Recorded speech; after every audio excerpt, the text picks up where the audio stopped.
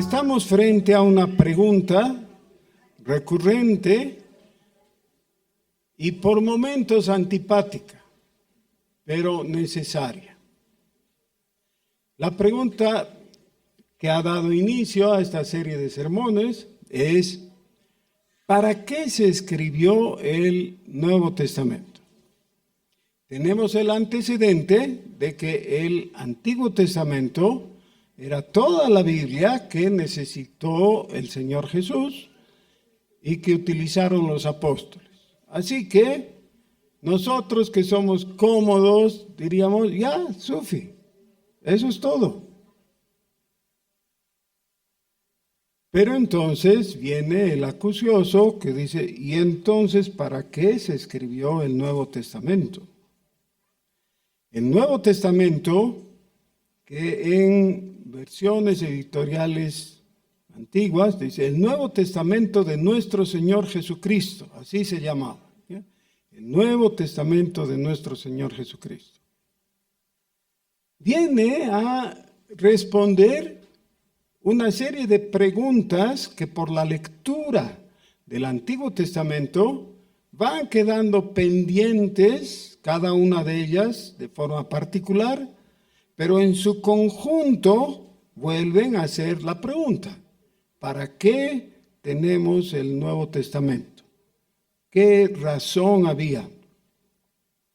Entonces, cuando les preguntamos a los mismos autores, escritores o autores humanos, de las diferentes porciones, es decir, libros del Nuevo Testamento, cada uno de ellos va a tener una respuesta un poquito diferente, pero complementaria a todas las demás, que en su conjunto es lo que ahora quiero presentar, ¿no? ¿Para qué es el Nuevo Testamento? Para tener en claro algo que es sumamente importante. Hay salmos que comienzan con esta frase y que se repiten de uno a otro, ¿no? No son muchos, pero varios salmos comienzan con esta oración: Jehová reina. Jehová reina. Ok, y luego desarrollan ¿cómo es eso? Y no va a faltar alguien que cuestione el asunto. Realmente Dios es el que está reinando. Entonces, todos nosotros tenemos algún amigo que en algún momento nos dice, ¿cómo pues, si Dios estuviera reinando, no habrían niños en la calle? Ese es el argumento consabido y repetido, pero válido o no. Claro, porque a todos nos duele ver niños que están en la calle en noches como las de este invierno, por ejemplo. Noches de frío y que tienen que pasar las horas esperando que llegue el amanecer y después con el sol venga alivio a ese frío con un poco de calor, ¿no? Un poco. Y podemos ir describiendo la miseria humana que cuestiona esa afirmación. Jehová reina. Otras religiones no tienen ese problema. No tienen. Porque si vas a alguna de las famosas religiones de la India, que son tan numerosas y que además son fatalistas por lo general, te dirían, por eso es que los niños están en la calle. La deidad tal, la diosa Kali, por ejemplo, o algún otro dios, él se complace con eso. Está muy bien. Y hasta te demuestran que eso tiene sentido con la práctica de los faquires, que buscan la incomodidad, el dolor y todo lo demás. como una forma de vida. Entonces, ellos no tienen problemas. ¿Cuál es el problema para nosotros? Que afirmando que Dios está en el trono, que Él reina, y además describiendo que su carácter es de amor y que Dios es bueno, o sea, la afirmación, Dios es bueno, se repite en el Antiguo Testamento. Eso nos lleva a plantear, ¿cómo es que un Dios todopoderoso, soberano y amoroso permite que las cosas sean tan desastrosas como vemos en el mundo? No todo es desastre, pero hay mucho que es desastre. Bueno, entonces, las respuestas que surgen del Antiguo Testamento tienen su respuesta aquí en el Nuevo. Así, cuando nosotros llegamos al primer libro del Nuevo Testamento, es decir, el Evangelio según San Mateo, encontramos todo el relato que está enfocado a responder las preguntas típicas de un judío. ¿Ya? El judío dice, ¿de quién quieres hablar? ¿De Jesús? ¿Cómo pues de Jesús? Y entonces Mateo dice, sí, porque mira, Jesús es hijo de José, de Jacob, llega hasta David, llega hasta Abraham, y por la genealogía se justifica la afirmación de que Jesús era el rey anunciado en el Antiguo Testamento. La conclusión de Mateo es que Jesús efectivamente y demostradamente es el rey. Claro, todos los pasajes que involucran los 28 capítulos de Mateo van a involucrar muchos otros paralelamente a los otros 3 evangelios. Pero la conclusión de Mateo es típica de su postura original, de su ponencia. ¿Cuál es su ponencia o su tesis? ¿Cuál es la tesis de Mateo? Que Jesús es el rey, ¿no? Y se demuestra porque es un hijo de Abraham, un hijo de David, y que él debía ocupar el trono en lo material, en lo físico. Es decir, un descendiente de David tenía que estar en el trono. Los diferentes personajes religiosos del judaísmo cuestionan eso y lo cuestionan así muy firmemente.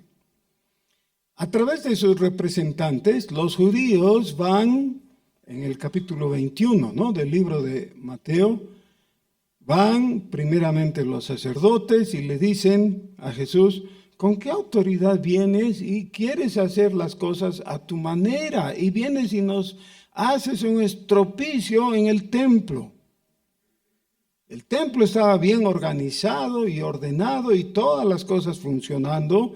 Y tú has venido, has volcado las mesas de los cambistas, has espantado los animalitos que eran para la ofrenda y todo está patas arriba. ¿Con qué autoridad haces eso? Y luego los fariseos vienen y le dicen, a ver un momento, vamos a ver si tu autoridad es legítima, porque hay una autoridad que no podemos negar, la del César. Así que responde esto. ¿Es lícito pagar tributo al César?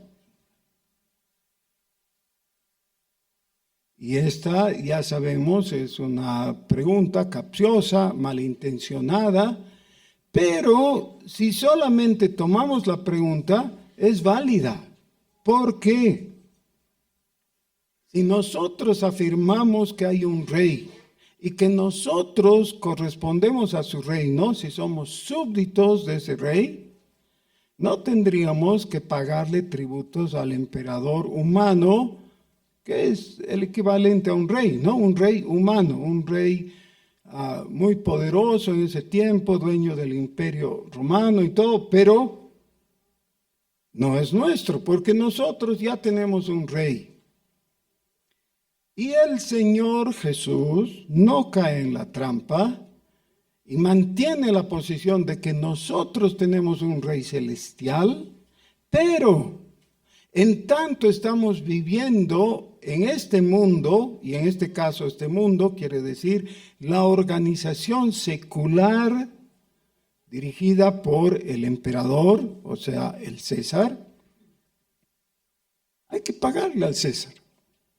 ¿Por qué hay que pagarle al César? Porque mira, la moneda representa al César y es la autoridad humana que mantiene el orden momentáneamente, secularmente, así que hay que pagarle, pero hay que darle a Dios lo que es de Dios.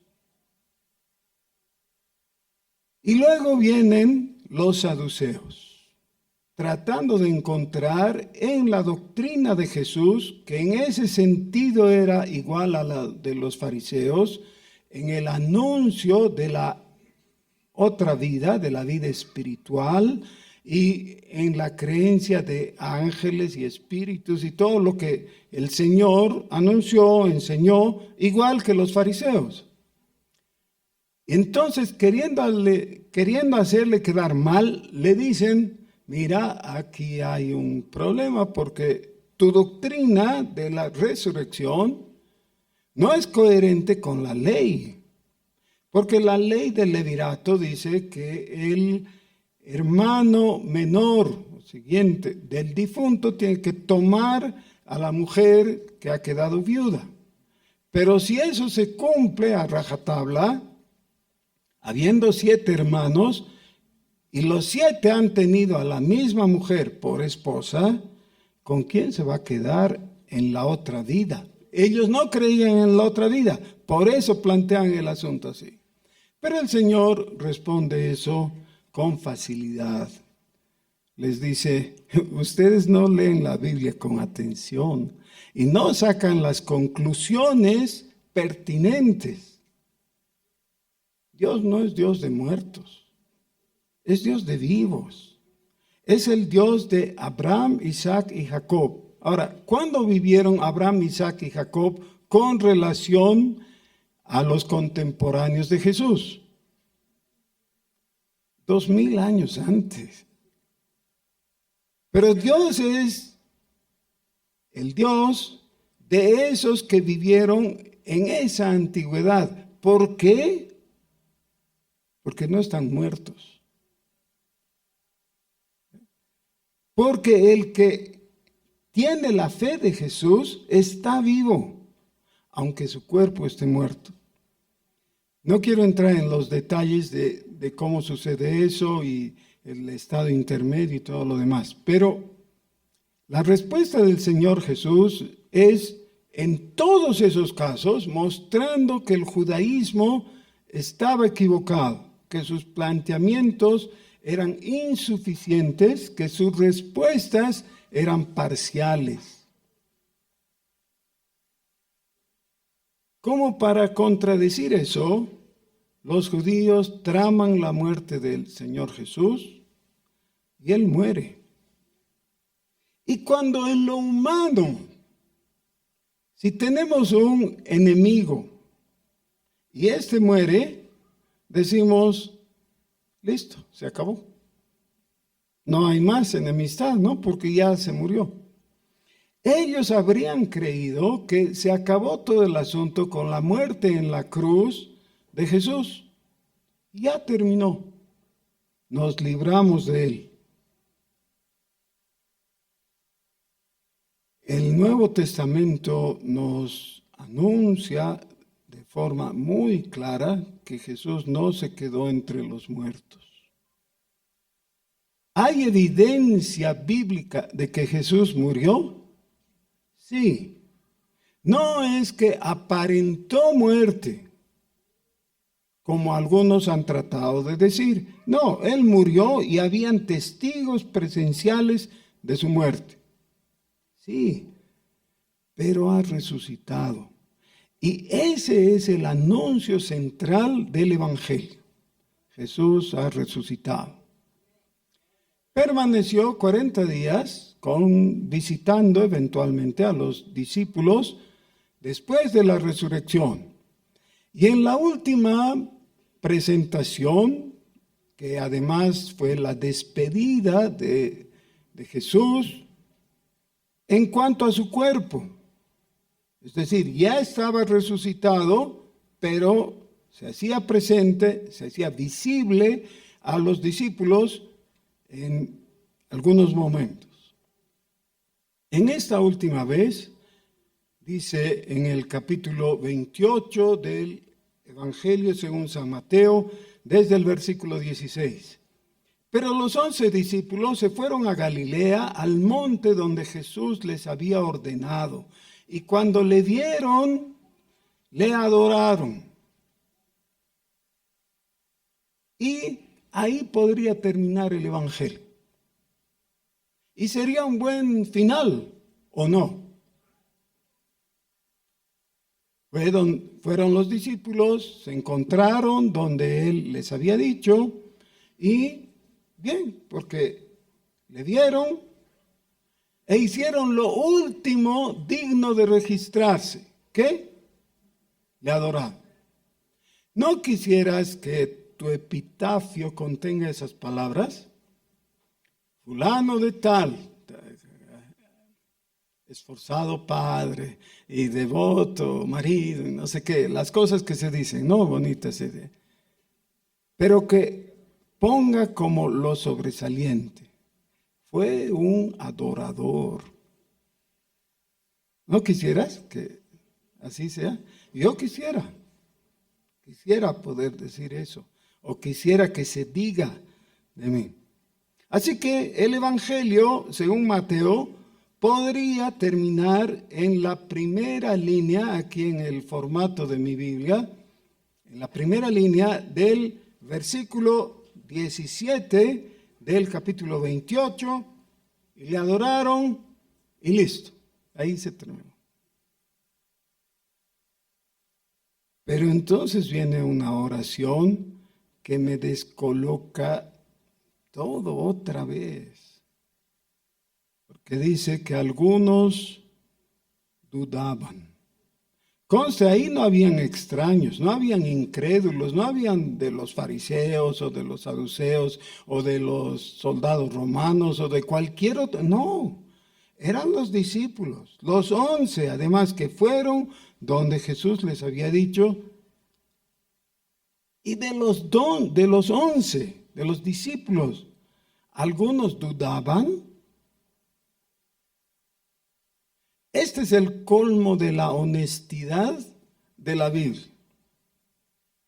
Esa es una de las características de la Biblia, ¿no? Es un libro honesto. Nos dice las cosas agradables, pero algunas desagradables también nos dice, porque son la verdad. Pero ¿por qué nos informa de esto, Mateo? ¿Para qué? ¿Para dejarnos con ese feo sabor?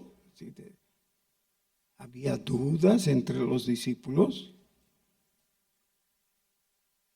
Saben que Dios es bondadoso y en su bondad Dios nos permite mirarnos en el espejo de la palabra y ver que nuestra existencia, nuestra vida, no es tan radiante,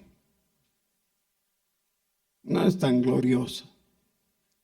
Todos nosotros quisiéramos pensar de nosotros mismos, qué gran tipo soy, ¿no?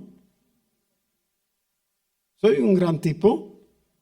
Ay, esperamos que haya un murmullo por ahí que te diga, Sí, claro, eres un gran tipo. Y especialmente en cuestiones de la fe, nos gusta pensar de nosotros, yo soy un creyente. Tenemos algunos casos específicos relatados así.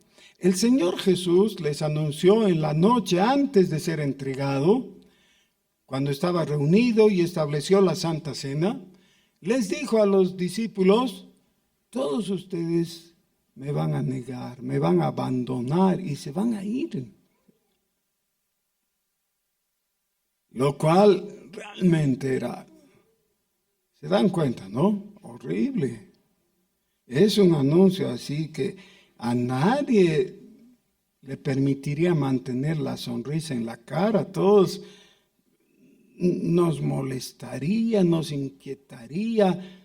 En el registro de Juan, en el Evangelio de Juan, el capítulo 14, comienza con esto. No se turbe vuestro corazón. No se turbe vuestro corazón. Decimos, ¿por qué se habría de turbar? Bueno, por lo último del capítulo 13. ¿Qué dice el capítulo 13? Lo mismo, ustedes se van a ir y me van a dejar. Así que todas esas palabritas dulces de propósitos amorosos y de fidelidad y todo eso, no valen nada. Ustedes son unos traidores que se van a ir.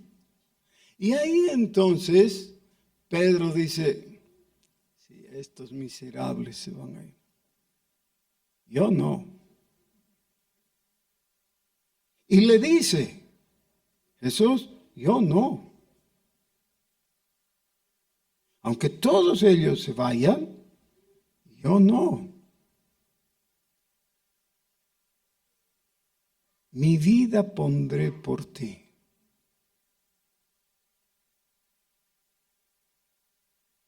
El Señor convierte esa afirmación en una pregunta. ¿Tu vida pondrás por mí? De cierto te digo, antes que el gallo cante, me habrás negado 3 veces. 3 veces es en forma rotunda, forma definitiva. Y ahí le deja. Y un poco de tiempo, un par de horas más tarde, ocurre eso. Exactamente. Pedro, acosado por una criada, niega a Jesús. Así que todos nosotros pensamos inicialmente de nosotros mismos, oh, yo soy fiel, yo soy de los que creen y que persisten. Pero Mateo confiesa, porque entre esos algunos, tal vez estaba él. Era de los 11, porque uno se había ido, ¿no? Se había perdido, Judas. Pero de los 11 que quedaban, uno era él. ¿Era Mateo uno de los que dudaba? No sabemos. Dice el 17, algunos dudaban. Y Jesús se acercó y les habló diciendo, no va a hablar de su incredulidad, va a hablar de algo que es vital para nosotros. Es para saber que la columna sobre la cual va a edificarse todo está en pie y está firme. Y entonces hace una declaración. Y yo creo que cuando Jesús hizo esta declaración, no el lugar, no el pueblo de Israel, no el imperio romano, no solo el mundo, sino el universo entero tembló. ¿Podemos recordar otro momento igual de solemne? Sí, podemos. En Isaías capítulo 6 se nos cuenta del salón del trono de Dios. Dice Isaías: vi yo al alto y sublime, el Señor de los señores, el Adón Adonai, dice en hebreo. Y vi que en el lugar donde estaba no había nadie más, porque nadie es digno de estar ahí. Solamente 4 querubines, revoloteando porque no tenían dónde pararse, revoloteando ahí y cantando unas palabras importantes que necesitamos recordar. Santo, santo, santo, Jehová de los ejércitos. Y dice que cuando ellos emitieron sus voces, todo tembló. Y los quiciales del templo empezaron a moverse así porque no podían resistirse ante la intensidad de esas voces. Esta declaración corre paralela. Toda potestad. La palabra en griego es exousia.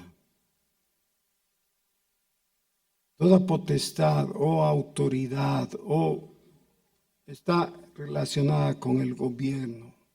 Exousia es solo lo que el rey o autoridad máxima puede tener.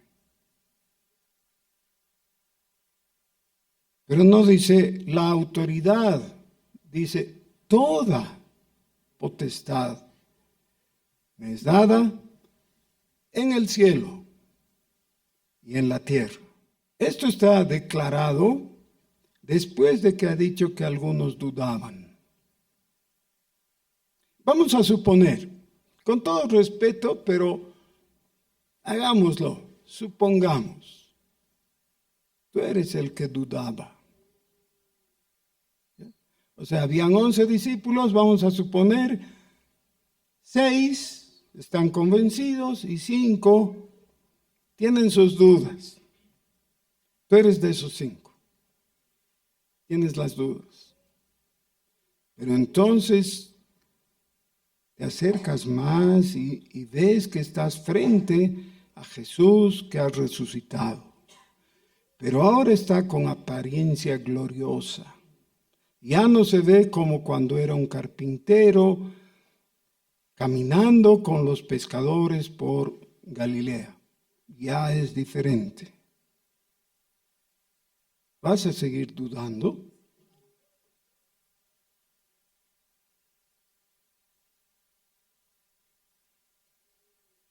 Parece que ahí tienes que tomar una posición. ¿Es verdad? Él tiene toda la potestad en los cielos y en la tierra, o es solo una apariencia, una imaginación de tu mente o un cuento que te han contado por ahí. ¿Es cierto o no?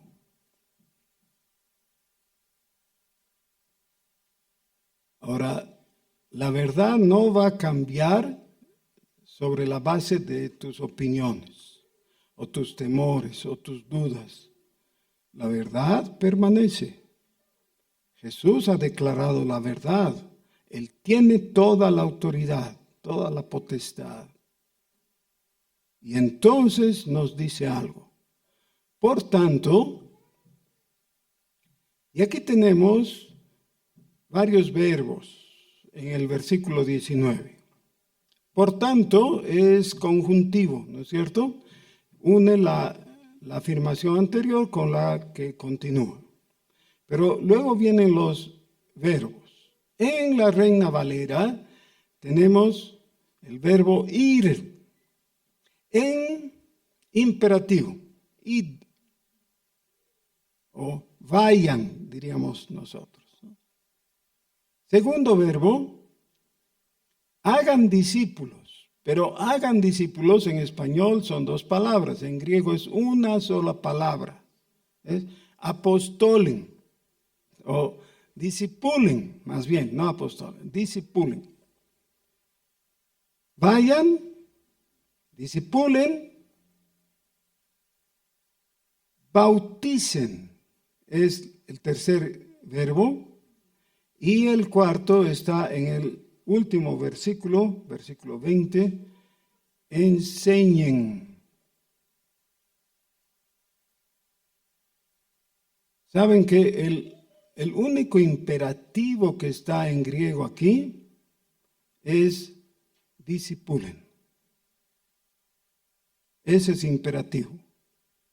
Los otros no son imperativos en griego, son gerundios. ¿Qué es el gerundio? En español es fácil reconocer el gerundio porque termina con ando, endo, ¿ya? El gerundio implica el cómo, el imperativo, el qué. ¿Cuál es el mandato? ¿Qué les dice? Un solo imperativo hay. Hagan discípulos o discipulen a todas las naciones. Ese es el verbo. En imperativo, el primer gerundio, que en español está id, en realidad debía traducirse yendo. Entonces, ¿cómo es la redacción correcta? Hagan discípulos yendo a todas las naciones, bautizándolos en el nombre del Padre, del Hijo y del Espíritu Santo y enseñándoles que guarden todas las cosas que yo os he mandado. Entonces, ¿qué tenían que hacer? Tenían que discipular. ¿Cómo? No esperando que vengan, sino yendo a todas las naciones. La palabra naciones es etnia y a veces se traduce por gentiles. Ahora, es muy interesante. Miren, el Evangelio según San Mateo comienza con una genealogía judía que dejaba por fuera a los gentiles. Esto es asunto de judíos. Tanto así que se dice que el Evangelio de Mateo es una presentación del Evangelio para judíos. Y bueno, para judíos es cuestionable por varios otros aspectos, pero especialmente porque la conclusión es ir a los gentiles, a las etnias, a los otros pueblos, a los que no son judíos. Qué interesante. Mateo nos introduce por la puerta del Antiguo Testamento, es decir, el ambiente judío, pero concluye con la universalidad del Evangelio. Eso es lo que tenían que hacer, enseñándoles que guarden todas las cosas que yo os he mandado. Más adelante, en la primera epístola, especialmente del apóstol Juan, dice: en esto consiste el amor, en que guarden mis mandamientos. ¿Qué mandamientos? Los mandamientos que Jesús ha enseñado. Significa, si tengo toda la potestad, si mío es el reino, porque yo soy el rey, entonces evangelizar significa mostrar lo que quiere Dios que tú hagas. Nadie puede decir: sí, yo quiero ser cristiano, pero voy a hacer lo que yo quiera. Infelizmente, en algún momento todos hemos pensado así. Todos pensamos, en realidad no importa tanto. Porque la redacción popular que se ha hecho de lo que significa ser salvo, está dada en las palabras de recibir o aceptar a Jesús. Ahora, recibir a Jesús es lo que Juan capítulo 1, versículo 12 dice, pero tiene que leerse en su contexto. Fuera del contexto, igual son palabras que en realidad están indicando otra cosa que no es lo que Dios quiere. Es decir, no es un acto emocional momentáneo en esa circunstancia que cuando te dicen, ¿tú quieres irte al infierno? No, claro, no quiero. Bueno, entonces, ¿por qué no aceptas a Cristo? Y no te dicen qué significa eso, y parecería que es simplemente repetir unas palabras de aceptación y decirle, Jesús, te acepto. Ya, no me mandes al infierno, por favor, me voy a portar mejor que hasta ahora y seremos amiguitos. Y estoy haciendo una caricatura. Y no tienen que dejarse llevar por eso, pero más o menos eso significa, ¿no? Aceptar a Cristo, aceptarle. Y luego por eso es que algunos discuten, pero ¿lo has aceptado como Salvador o como Señor? Porque si no lo has aceptado como Señor, pero sí como Salvador, entonces no te vas a ir al infierno, pero sí al purgatorio. ¿Qué es todo eso? Es un planteamiento utilitario que no es el que el Señor Jesús ha hecho. El planteamiento del Nuevo Testamento es este que está diciendo, pero los otros evangelios refrendan. Hay un rey que es el Rey de Reyes. Y eso nos transporta a Apocalipsis capítulo 19. ¿Quién es Jesús? Es el Rey de Reyes y Señor de Señores. Y ser cristiano significa reconocer su autoridad suprema, absoluta. Cuando nosotros estamos embarcados en estos problemas de tipo secular, estamos metidos en las pasiones, las preferencias, los gustos de tipo político, por ejemplo. Y hay gente que da su vida por una causa política. ¿Y saben qué? Solamente tiene que esperar algunos días, o a veces meses, y se da cuenta que su causa, es decir, la causa por la que estaban dispuestos a dar la vida, no vale nada. Que el líder político, que parecía tener todas las soluciones y todas las respuestas a los problemas, en realidad es otro embustero más. No puedes confiar. Y por eso Jeremías dice, maldito el varón que confía en el hombre. ¿Hasta qué profundidad llega esa maldición? A que no puedes confiar en el hombre, que eres tú. Tú eres el hombre que no es confiable. Ni siquiera eres confiable contigo mismo. ¿Por qué?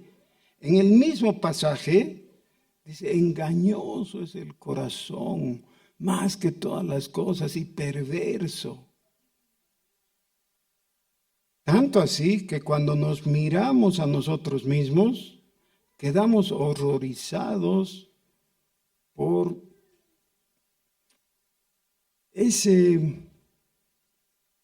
esa chanfaina de engaños y mentiras que hay en nuestro corazón.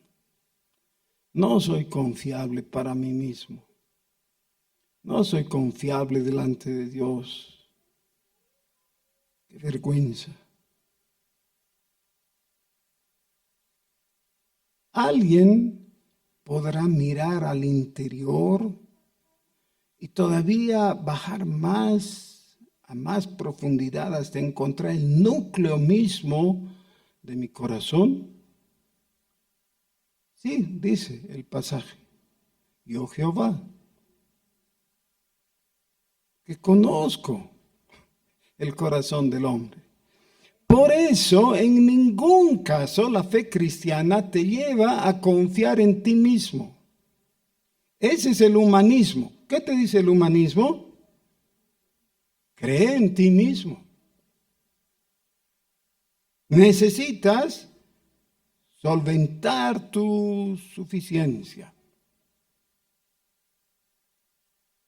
No, no eres suficiente. Necesitas confiar en Dios, creer en Dios, creer en el Rey y que el que tiene que estar en el trono está en el trono. Y ahora el problema es que no lo vemos así. El problema es que hay momentos en que tienes que comprar algo y ves y tu billetera ya está vacía. Y tu cuenta no solo está vacía, está en rojo. Y dices, a ver, ¿cómo es que paso estos momentos tan amargos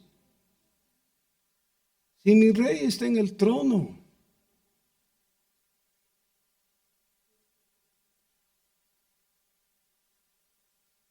Cuando el Señor Jesús envió a los discípulos a anunciar el Evangelio, en ningún caso les dio un poco de sacarina, de edulcorante o de azúcar, y les dice, endulcen un poco para que no sea tan amargo el trago. No, el Señor Jesús les dijo, en el mundo tendréis aflicción, pero confiad, yo he vencido al mundo. Ahora, ¿qué nos importaría que venza a alguien que no tiene solución para nosotros? No, Él ha vencido y se ha sentado a la diestra de Dios Padre. El credo de los apóstoles, así llamado, pero que es posiblemente del siglo II, es decir, un documento tan antiguo, dice, creo en Dios Padre Todopoderoso. ¿Hasta ahí están de acuerdo? ¿Y qué más? Creador del cielo y de la tierra.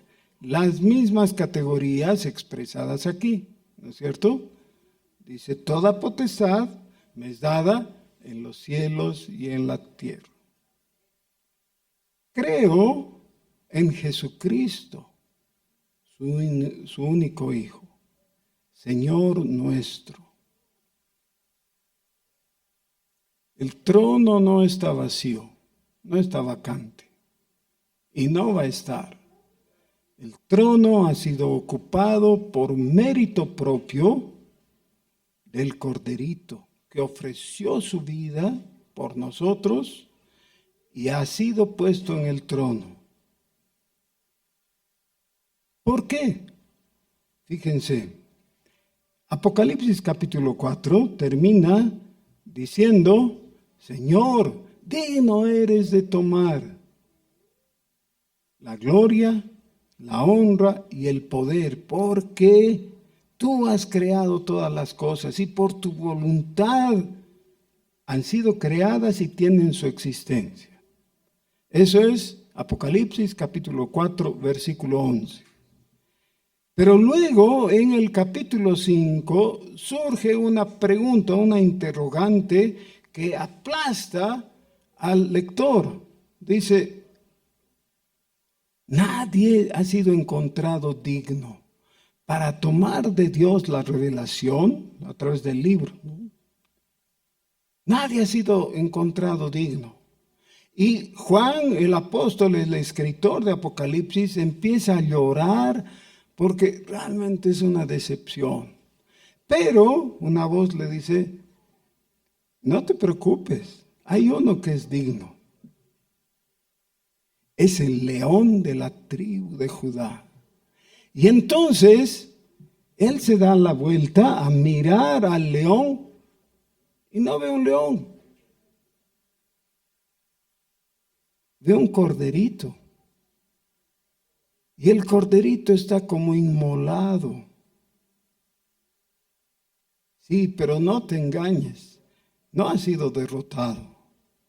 No ha sido vencido. Se ha entregado a sí mismo para morir por nosotros, pero es victorioso. Y él todavía es el león de la tribu de Judá y todavía es el jinete del caballo blanco que avanza y que va a tomar toda la victoria y a sus enemigos los va a lanzar al lago de fuego. Ese es el rey victorioso. Ahora, cuando hablamos de recibir a Jesús, por lo menos esto es lo que tendrías que considerar. Es entrar en la posición de un adorador del que ha vencido. Porque ha salido venciendo y para vencer. No puede ser derrotado. Tiene todo poder, tiene toda la autoridad, toda la potestad en los cielos y en la tierra. Este pasaje se conoce como la Gran Comisión. Porque hay cristianos que tienen décadas de tener fe en Jesucristo, creen en Jesucristo. Y cuando les dices que debieran evangelizar, es decir, comunicar el evangelio a los otros, a los gentiles, usando la palabra de aquí, te dicen, bueno, creo que no me interesa. No estoy dispuesto a hacer nada. No estoy dispuesto a participar.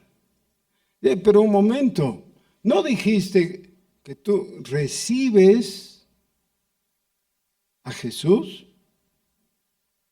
No estamos hablando de Jesús como un peregrino pedigüeño que no sabe dónde dormir y te dice un campito en tu terraza o algo así. No, estamos hablando con el Rey de Reyes.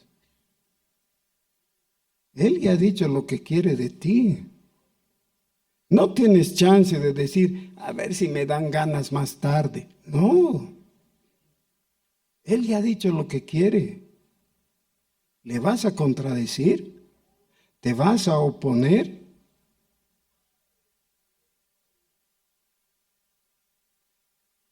El pasaje termina con una afirmación maravillosa. Dice, y he aquí, yo estoy con vosotros todos los días. Yo estoy con vosotros todos los días.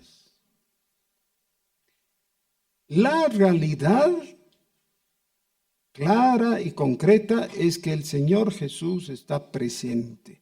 Cuando nosotros decimos que Jesús está presente, estamos reflejando el nombre de Él en el Antiguo Testamento. ¿Cuál es su nombre? Jehová. ¿Qué quiere decir? Yo estoy presente. ¿Qué está diciendo entonces Jesús aquí? Estoy presente. Yo soy Dios. Yo soy Dios con ustedes. Ese es el significado de Emmanuel, Dios con nosotros. Pero, ¿qué es lo que hace diferencia aquí? Fíjense, yo estoy aquí con vosotros todos los días. ¿Qué día es hoy? ¿Y Él está presente aquí con nosotros? Sí. Decimos, sí, porque es el día del culto al Señor. No, pero no es por eso. ¿Y el lunes no está presente? Pero dijo pues todos los días, así que claro, Él está presente. Y los martes y así hasta el sábado. ¿Está Jesús presente? Bueno, o está presente o es un mentiroso. Y mentiroso no es, Él es la verdad. Así que Es cierto, Él está presente, pero hay una variable. Y esa variable está en nuestros corazones, que es la percepción. La percepción. ¿Saben qué? Con el aparatito que usaba antes, ocurría que de aquí salía un tubo un poco más largo que no se necesitaba. Y a mí me pasaba que lo golpeaba sin querer, ¿no? Estaba haciendo muy y sonaba y era horrible. Este no tiene eso. ¿Dónde está el tubito? ¿Cómo percibo que no está? Porque hago el movimiento y no está, pues. Y algunas personas quieren percibir a Jesús de esa manera, que es sensorial. Es decir, quieren verle, quieren sentir el olor, o quieren oír, o quieren tocarle, ¿no? Con los 5 sentidos, de alguna manera quieren percibir.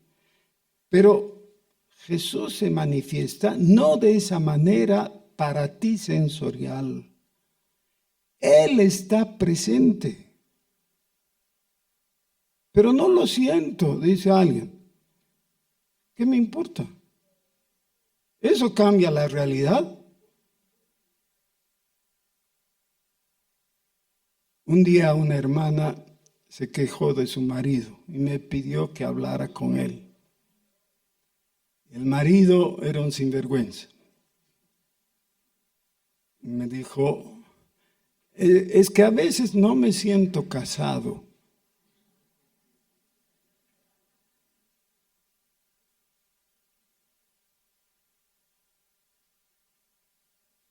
Si era verdad o no, ¿qué me importa? ¿A quién le importa si se siente o no se siente casado? Que se sienta o no, no cambia la realidad. No le podemos ver, no le podemos oír, no le podemos tocar, pero Jesús está presente. A veces. No, a veces. ¿Cuándo? Todos los días. Aquí estoy con vosotros. Estoy presente. Todos los días. Hasta que cumplas 20 años. No, 30.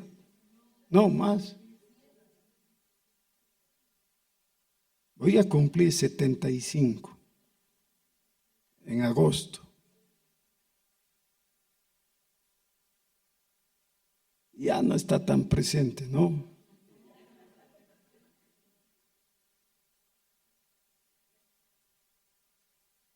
Hay un plazo, dice, todos los días hasta el fin del mundo. Hasta el fin del mundo. Ya está presente.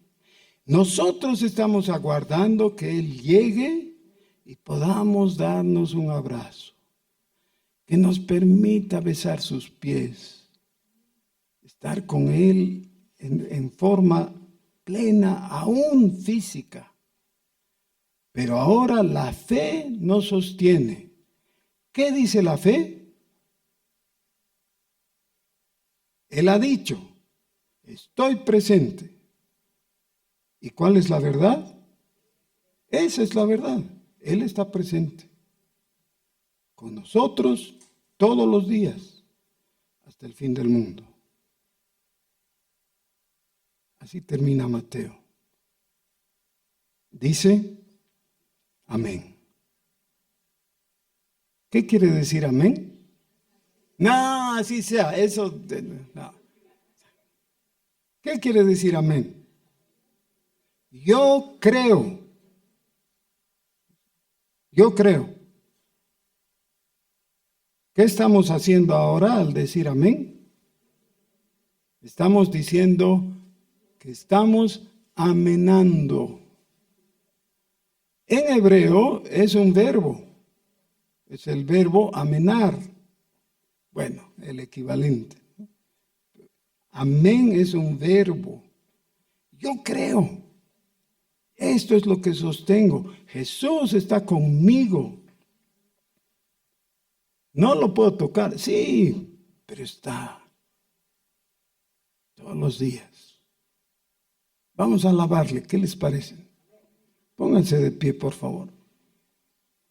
Señor nuestro, muchas gracias porque tú eres plenamente confiable. Tú eres la verdad misma. Nunca has mentido y no lo vas a hacer. Y tú has afirmado que estarías con nosotros todos los días, hasta el fin del mundo. Te alabamos, Señor. Alabamos tu nombre. Bendito seas, Jesús. Tú eres el gran yo soy. Y tú eres el que está en el trono, que merece toda adoración.